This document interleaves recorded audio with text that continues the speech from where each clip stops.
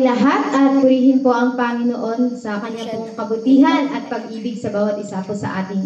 So it's indeed po no na every morning ang kanya pong mercies are new, di ba? Great is His faithfulness. At sa napakinggan po nating tanging bilang, napakaganda po ng bawat linya ng kanta. So doon po natin makikita kung gaano po ka-faithful yung ating Panginoon sa ating buhay.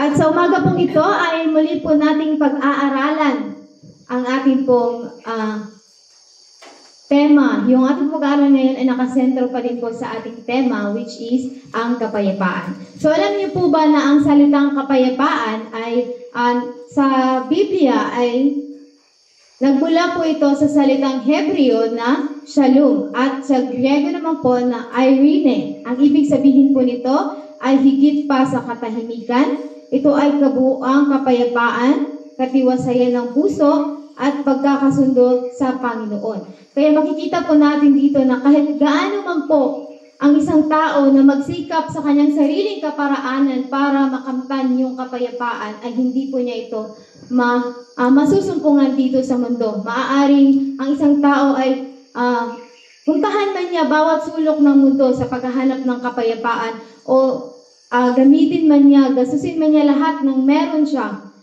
Pero kung wala po yung presensya ng Panginoon sa kanyang buhay, kahit makamtan man po niya yung gano'ng kalaking achievements na maibigay ng mundo, kung wala po yung presensya ng Panginoon sa ating mga puso, ay hindi po natin makakamtan ang pangako na kapayapaan na sa Panginoon lang po natin makamtan.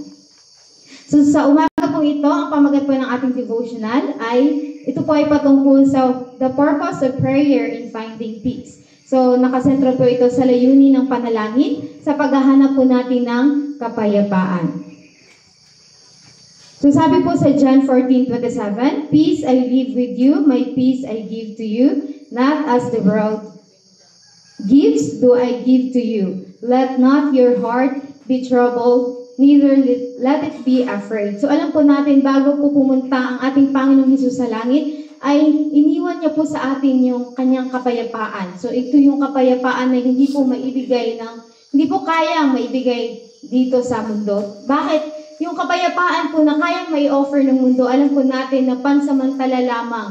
So ito po yung kapayapaan na nakabase lamang po sa circumstances. So, madalas, magkakaroon lamang tayo ng kapayapaan kapag may pera tayo or magkaroon lamang tayo ng kapayapaan kapag yung paligid natin ay hindi tayo nakaranas ng problema. Pero kapag dadating po sa ating buhay yung pagsubok, doon na po mawawala yung ating peace. Pero ito po yung kabaliktaran na ipinangakong kapayapaan po ng ating Panginoon, na kahit wala man po tayong kayamanan dito sa mundo, kapag yung presensya po ng Panginoon ang siyang nanahan sa ating mga puso, ay kahit anuman po yung pagsubok na dumaan sa ating buhay, ay hindi po natin kailangang magulumihanan o hindi po natin kailangang matakot.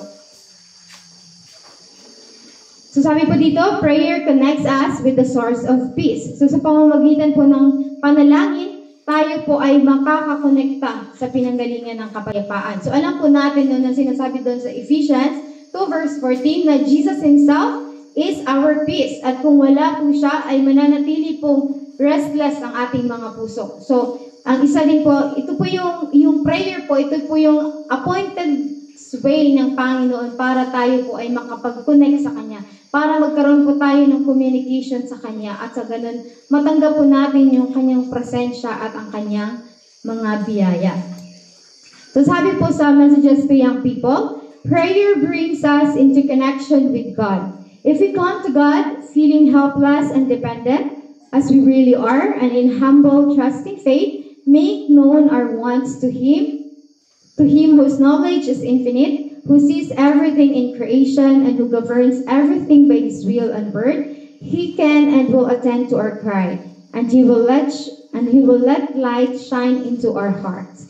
So, ang panalangin po yung nag-connect sa atin sa Panginoon. At kapag tayo po ay lumapit sa Panginoon na may pagpapakumbaba, lumapit po tayo sa Kanya na i-acknowledge po natin na wala po tayong magagawa kung wala po yung tulong ng Panginoon. So sabi po dito na, come to God as we really are. So wag po natin antayin na maging banal tayo bago lumapit sa Panginoon. Dahil kung mangyari man po yan, ay hindi po talaga natin kayang maging tuwid sa sarili nating pagsisikap. Palaging ang tulong po ng Panginoon ang siyang kaagapay natin para maging posible po ang lahat. Sabi nga po na if the will of God cooperates with the will of God, it becomes omnipotent. So, sabi po dito na sa pamamagitan po ng pananampalatayang may pagtitiwala, ipaalam po natin sa Panginoon ang ating mga pangangailangan dahil siya po ay faithful na dinggin tayo sa ating mga panalangin. Alam po ng Panginoon from the very beginning kung ano po yung ating mga pangangailangan. So sabi po dito sa Messages to Young People, page 247, through sincere prayer, we are brought into connection with the mind of the infinite. It is only through a living connection with the source of all wisdom and light that men may become wise into salvation. So sa pamagitan lamang po ng taimtim natin na panalangin, tayo po ay direktang magkaroon ng communication sa ating Panginoon. So we know na yung mind ng ating Panginoon is infinite at ang ating utak po bilang mga tao ay limited lamang na kung minsan hindi natin maiintindihan yung mga bagay na nangyayari sa atin. Kung minsan ay matatanong tayo sa Panginoon, bakit nangyayari o bakit nararanasan natin ang mga pagsubok na ito na sumusunod naman tayo sa Panginoon. Pero at the moment po pala na atin itong iluhod sa panalangin, makipag-connect po tayo sa Panginoon, magkakaroon po tayo ng mind ni Christ. So sabi nga ni Christ, let this mind be in you. At doon po natin mauunawaan yung plano ng Panginoon sa ating buhay. At matanggap po natin yung karunungan. Magiging wise po tayo unto salvation. So sabi nga po dito, when we connect with God through prayer, His peace flows into our hearts, calming our fears and reminding us that He is in control. So sabi po sa Messages to Young People pa din, 249, prayer brings the heart into immediate contact with the wellspring of life and strengthens the sinew and muscle of the religious experience. So, paulit-ulit po, there's no other way para tayo po ay makipag-communicate sa ating Panginoon. So, sabi nga doon na God is speaking to us through His Word. So, sa tuwing tayo ay nagbabasa ng Kanyang mga salita, ang Panginoon ay kinakausap tayo. At we respond to Him sa pamamagitan po ng panalangin. At sa pamamagitan ng panalangin na yun, ito po yung nagbibigay ng kalakasan sa ating pananampalataya. So kagaya po ng ating physical na katawan, di ba, para mapanatili nating malusog ang ating katawan, kinakailangan nating magkaroon ng ehersisyo. So ganun din po yung religious experience natin. Kailangan natin i-exercise yung relasyon natin sa Panginoon. Para kung kahit ano pong mga pagsubok na ating dadanasin, ay alam po natin na meron po tayong masasandalan. Next po, prayer brings peace amid trials. So, ang panalangin po ay nagdadala ng kapayapaan sa atin kahit sa gitna mo po ng pagsubok. So, hindi po ibig sabihin na kaagad mawawala yung problema sa tuwing tayo po ay mananalangin. Pero, magkakaroon po ng comfort sa ating mga puso. Magbabago kumbaga yung puso natin na dati ay balisa, natatakot tayo sa anuman yung mangyayari. Pero kapag isinabit natin sa ating Panginoon, magkaroon tayo ng pagtitiwala sa Kanya, ay matatanggap po natin yung comfort. So, di ba, remember po sa story natin kagabi, kahit gano'n po kalakas yung alon, ang ating pong Panginoon ay at peace pa din po siya dahil alam niya na konektado siya sa kanyang ama. So, sa story din po ni Hannah, yung mama ni Samuel, di ba, she cried bitterly sa temple na hiningi talaga niya sa Panginoon dahil nga wala siyang anak. Pero sinabi po doon na after niya nanalangin ay na-comfort siya. Hindi pa niya natanggap agad yung kasagutan ng kanyang panalangin, pero natanggap niya yung kapayapaan ng Panginoon. So sabi po sa Philippians 4 verse 6 to 7, be anxious for nothing, but in everything by prayer and supplication, with thanksgiving, let your request be known to God, and the peace of God which passes all understanding will guard your heart and minds through Jesus Christ. So ito pong verse na to ay paulit-ulit po nating naririnig sa buong camp meeting dahil ito po yung nais ng Panginoon na maikintal po sa ating puso't isipan yung kanyang pangako na sa halip po na tayo ay mag-alala, atin pong dalhin sa panalangin ang lahat at yung pangako po ng Panginoon na kapayapaan ay yun po yung mag-iingat sa atin. So, alam niyo po ba na itong Philippians ay sinulat po ito ni Paul habang siya po ay nakakulong. Pero makita natin na meron siyang kapayapaan dahil natutunan po niya na ipasa Diyos ang lahat ng alalahanin sa pamamagitan po ng pananalangin. So, sabi po sa John 16:33, these things I have spoken unto you, that in me ye might have peace. In the world ye shall have tribulation, but be of good cheer, I have overcome the world. So sinabi po ng Panginoon na nasa Kanya ang kapayapaan. Diba? Binigay na po yung kapayapaan sa atin. Bagamat sa sanlibutan po ay makakaranas tayo ng kapighatian, makakaranas tayo ng pagsubok kahit pa malapit tayo sa Panginoon, hindi po tayo exempted sa mga pagsubok. At atin pong alalahanin na yung mga pagsubok na yun ay bahagi po ng buhay Kristiyano. Pero yung good news po dito, sabi po ng Panginoon, be of good cheer, I have overcome the world. So, ito po yung pag-asa na panagumpayan na po ng Panginoon ang mundo. So, kung paano pong nanagumpay ang Panginoon, ganun din po sana tayo managumpay. So, sinabi niya po dito na, in me, you might have peace. So, hindi niya sinabi na tatanggalin muna niya yung ating problema, yung ating tribulation. Pero sa Kanya mismo ay may kapayapaan. So, sabi nga dito na the true peace is not the absence of problem, but the presence of God in the heart. So, sa Desire of Ages po, page 331, those who take Christ at His word and surrender their souls to His keeping, their lives to His ordering, will find peace and quiet truth. Nothing in the world can make them sad when Jesus makes them glad by His presence. In perfect acquiescence, there is perfect rest. The Lord says, thou wilt keep him in perfect peace, whose mind is stayed on thee. So sinabi po dito na yung mga may pagtitiwala po kay Kristo ng lubos at isinusuko po yung kanilang buhay ay makakaranas po ng tunay na kapayapaan at kapahingahan. So, wala pong anuman dito sa sanlibutan. Napakaganda po ng passage dito na nasabi, nothing of the world can make them sad when Jesus makes them glad by His presence. Wala pong anuman sa sanlibutan ang magpapalungkot sa atin kapag yung presensya ng Panginoon ang nagbibigay sa atin ng kagalakan. So, yung pangako po ng Panginoon dito sa Isaiah 26 verse 3, na iingatan niya tayo in perfect peace kapag po manatili po tayong konektado sa ating Panginoon. Kahit anong po yung problema na meron tayo, may assurance tayo na hindi tayo nag-iisa. So sabi nga dito na no storm too strong when Christ is in the boat of our lives.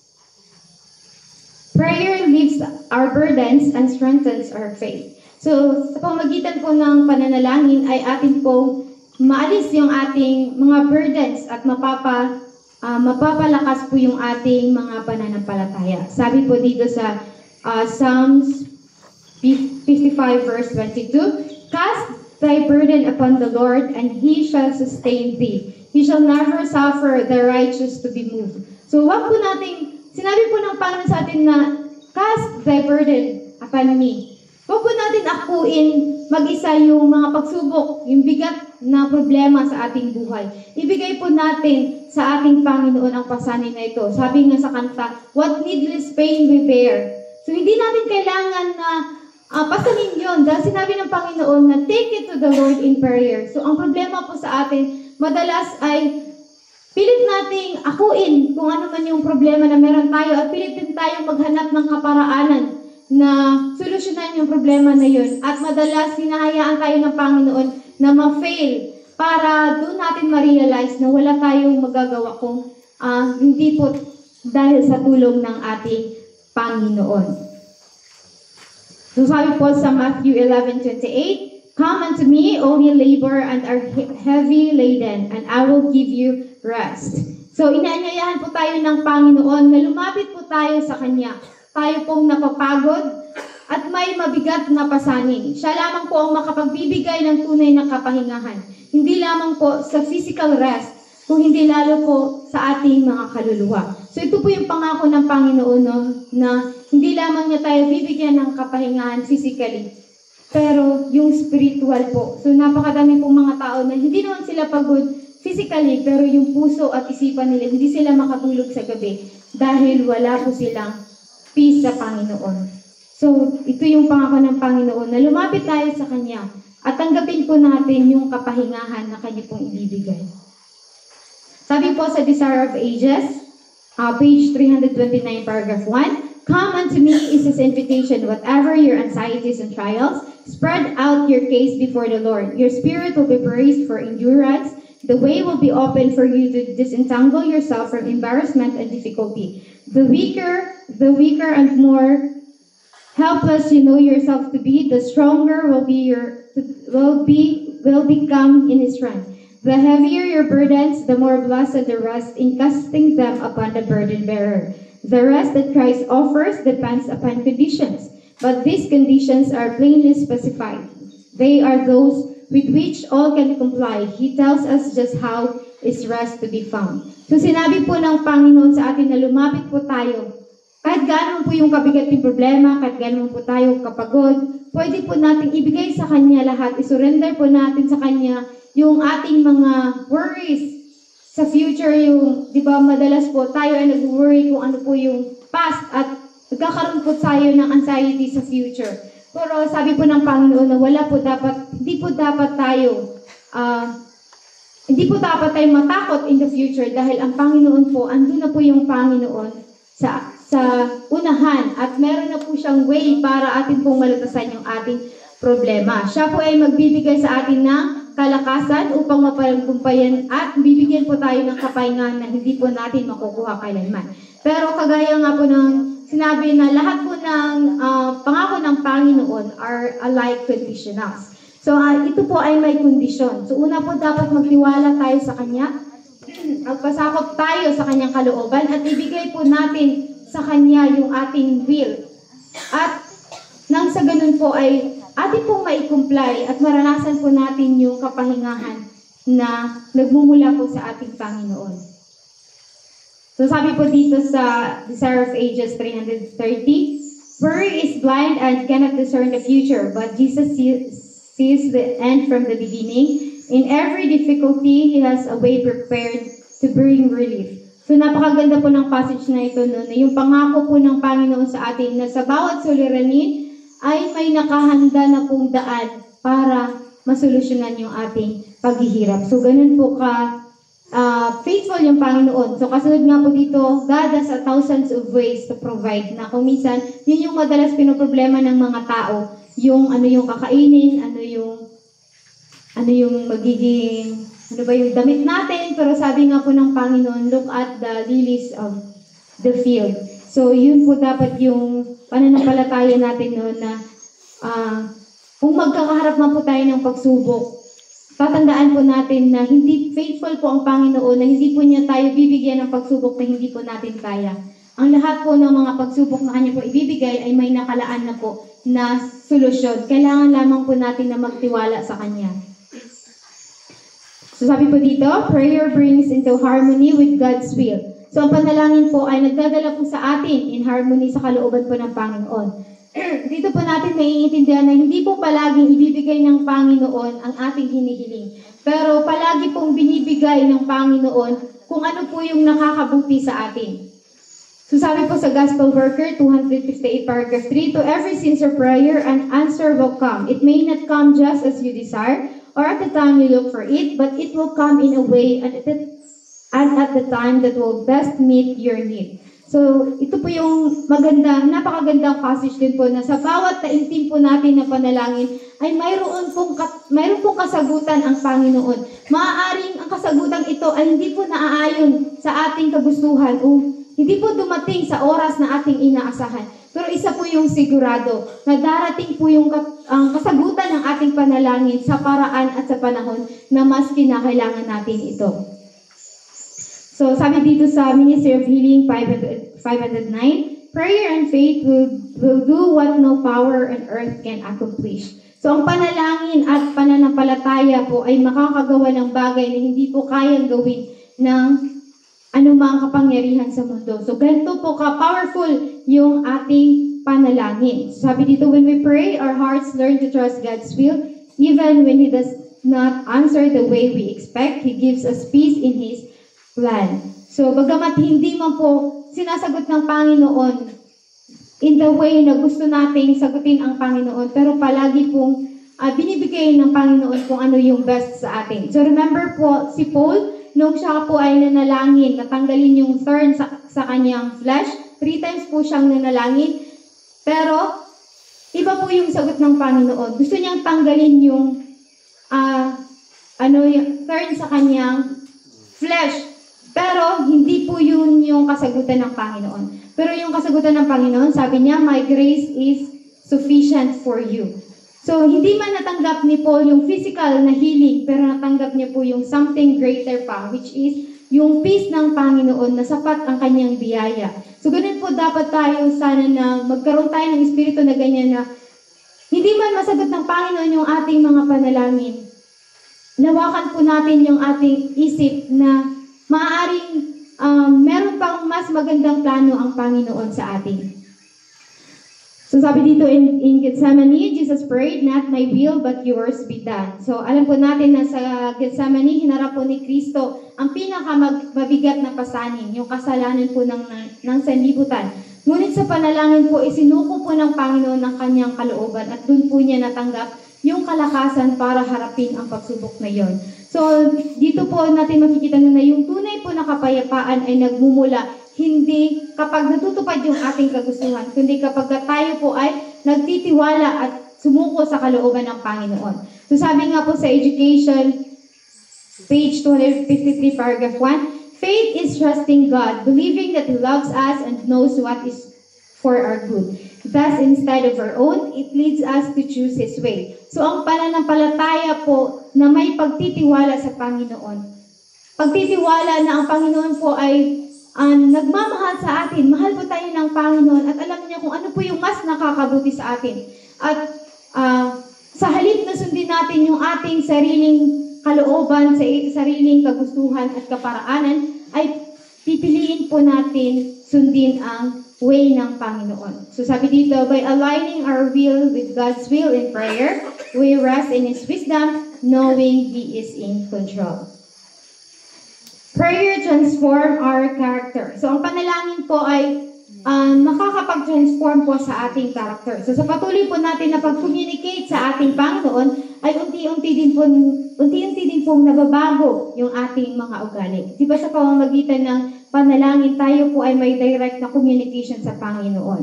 So sabi nga po dito sa 2 Corinthians 3 verse 18, as we behold Christ, we are being transformed into His image. So sa pananalangin po, hindi lamang sa ating panalangin ay humihingi lang tayo ng mga bagay na makakabuti sa atin. Ngunit yung pinakadakilang layunin pala ng panalangin ay magkaroon po ng pagbabago sa ating mga ugali.